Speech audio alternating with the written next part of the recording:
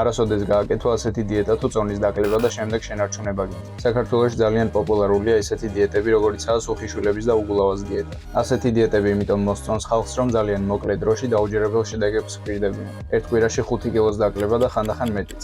მაგრამ ცოტათი მაინც თუ გესმის როგორ ხდება ჯანსაღი წონის ქლება, იმის მიხედვით რომ ასეთი დიეტები გრძელვადიან პერსპექტივაში უშედეგო და საზიანოა, რთული არ არის. ნებისმიერი დიეტა, რომელშიც წინასწარაა გაწერილი პროდუქტების რაოდენობა კონკრეტულ ადამიანზე მორგების გარეშე, არაა სანდო. როგორ შეიძლება 60 კილოგრამიან ქალს და 80 კილოგრამიან კაცს ერთი და იგივე საჭმლის რაოდენობა სჭირდებოდათ. ასეთი დიეტები ხშირად შეიცავენ აბსურდულ მითითებებს, მაგალითად, ერთი დღე ჭამე მხოლოდ ხილი, არ დალიო 4 ჭიქაზე მეტი სითხე, ერთი დღე ჭამე მხოლოდ ჰოლანდიური ყველი და ასე შემდეგ. წინასწარ გეტყვით, რომ არაფერი განსაკუთრებული ჰოლანდიურ ყველში ან რომელიმე სხვა პროდუქტში არაა. ასეთი კონკრეტული მითითებები არსებობს იმისთვის, რომ შეიქმნას ეფექტურობის ილუზია. ჰგონია, რომ ამ მაგიური პროდუქტის სწავლობით იკლებ წონას, როცა ერთადერთი მიზეზი შიმშილი და არასაკმარისი სითხის მიღებაა. ამიტომ